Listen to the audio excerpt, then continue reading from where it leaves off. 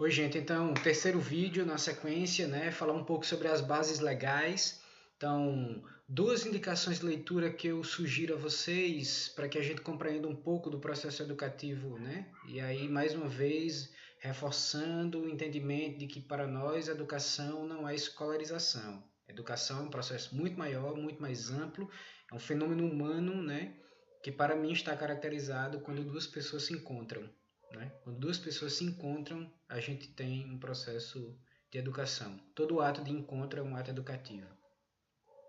Mas eu gostaria de indicar a vocês dois documentos que, se vocês quiserem ler, são dois documentos orientadores. Assim, primeiro é a Carta de Pero Vaz de Caminha, né? É importantíssimo a gente conhecer esse documento, né, para compreender como se pensava o Brasil, como se pensava esse lugar, né, no início dessa chegada desse povo, né, que encontrou já outros povos aqui, né? E os livros dos viajantes historiadores naturais. Darwin passou por aqui, tem escrito sobre o Brasil.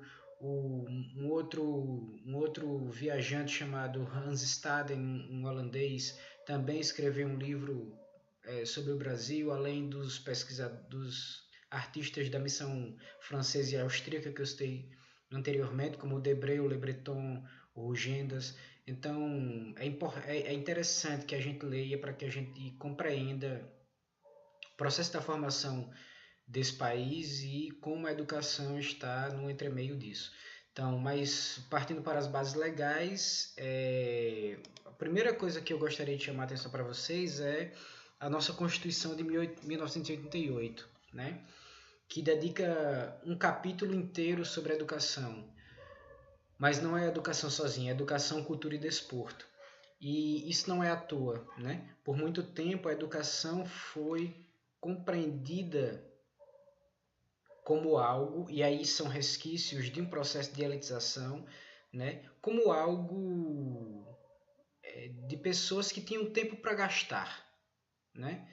Só para a gente ter uma ideia, a palavra escola, né? Ela vem de uma palavra em grego que significa escole, né? E essa palavra significa ócio, né? Se você prestar atenção, a palavra negócio é a negação do ócio, né? Eu nego o ócio. Então veja, o ócio é o indivíduo que tem tempo de ler, de estudar, e o indivíduo do negócio é o indivíduo que não tem tempo de ler, de estudar porque trabalha, né? Então, daí surgem todas as interpretações de que quem estuda é vagabundo, que não faz nada, né? De que quem vive no negócio são pessoas que estão um patamar acima, né? Então, a palavra escola é o lugar de quem tem tempo a perder, né? De quem tem tempo para ficar no ócio, de quem tem tempo para viver o ócio, para ler, para estudar, para pensar na vida, refletir, filosofar e tudo mais, né? Então,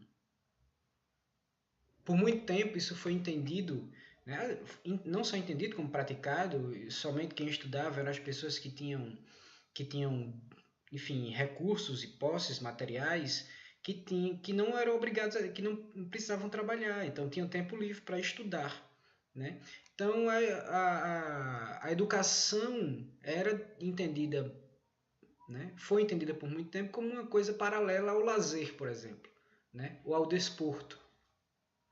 Então, sempre que você pegar um documento da década de 60, isso vem no Brasil desde a década de 40, né? Então, toda vez que você pegar um documento desde a década de 40 até a década de 70, até, enfim, a Constituição de 88, vai estar lá educação associada à cultura. Eu aposto que nos municípios de vocês ainda tem muitas secretarias de educação e cultura e lazer, né? Secretaria de Educação e Lazer, Secretaria de Educação, Cultura, Lazer e Esporte, né? Porque a educação é como se fosse uma coisa, enfim, tem uma decorrência, né? Isso não nasce à toa, isso tem uma história por trás disso. Então, mas no capítulo 3 da Constituição está lá, educação, cultura e desporto. Eu acho que é interessante vocês darem uma lida. Um outro documento que é fundamental é a Lei de Diretrizes e Bases da Educação Nacional, que enfim, uma primeira versão de 60, da década de 60, e depois foi atualizada em 96, a versão mais atual. É imprescindível quem trabalha com educação conhecer esse documento, né? Logo em seguida, a gente tem um outro documento extremamente importante, que é o Plano Nacional de Educação. Esse aí já dos anos 2000, enfim, propõe as diretrizes gerais do que é a educação, de como o Estado pensa a educação, de como concebe a educação e do que pretende fazer para alcançar essas concepções e esses entendimentos da educação, né? E um quarto documento são as diretrizes curriculares nacionais da educação, que é também um outro documento fundamental para quem trabalha com educação conhecer. Então, são 4 documentos: a Constituição, a Lei de Diretrizes e Bases, o Plano Nacional da Educação e as diretrizes curriculares, que eu considero como 4 documentos de base legal extremamente importante, além da Constituição, né? Em seguida, a gente tem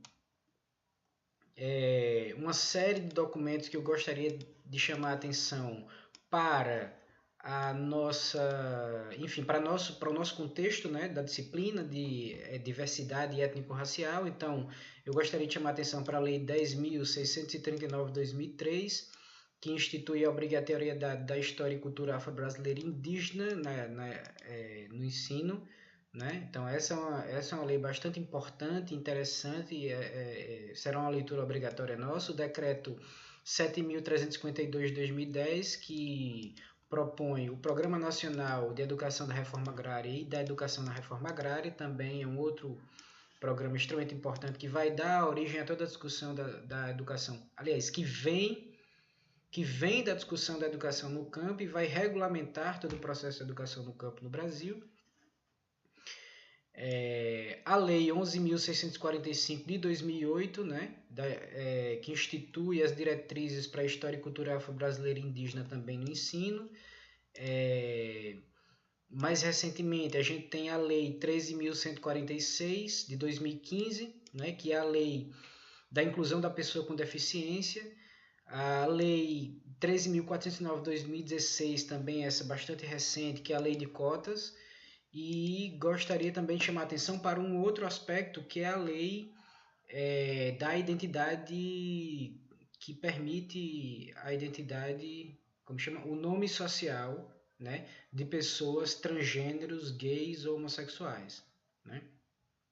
Então, pessoas que adotam uma outra identidade de gênero fazem questão enfim, como um ato mesmo de extensão da identidade, de alteração da identidade, a modificação do nome, e passa a ter um nome social. Recentemente foi aprovada uma lei que garante a essas pessoas adotarem o nome social em concursos, em universidade, em todas as ações sociais, né, desses indivíduos, desses sujeitos na sociedade. Então, ele já não é mais chamado pelo nome com o qual ele foi registrado. Ele adota um novo nome porque agora ele adota uma nova identidade, né? Constrói uma nova identidade, e essa identidade, obviamente, tem um nome diferente da identidade anterior. Então, mas eu não lembro agora o número da lei, né? Mas será um outro documento também extremamente interessante e importante para que nós possamos ler. Por fim, gostaria de chamar a atenção para duas situações mais polêmicas. O primeiro é a Base Nacional Comum Curricular, que vem sendo implementada, né? Essa é a Base Nacional Comum Curricular, ela vem sendo discutida desde 96, desde a LDB, ela já está proposta na LDB, né? Mas infelizmente demorou-se muito tempo discutindo, e aí veio ser implementada agora nessa atual condição do país, né? Uma proposta bastante polêmica, mas que a gente vai avaliá-la não na dimensão política propriamente dita, enfim, embora haja, né, em alguns casos, a necessidade de fazer avaliações políticas, mas nós vamos avaliá-la a partir da correlação com a disciplina e como nós pensamos uma base nacional comum curricular para um país tão diverso e tão múltiplo de identidades, né? E por último, o projeto de lei 7.182 de 2014, que é um projeto de lei que propõe, que vem sendo batizado de projeto de escola sem partido, e que pretende, dentre outras coisas, implementar uma ideologia que nega ideologias, né?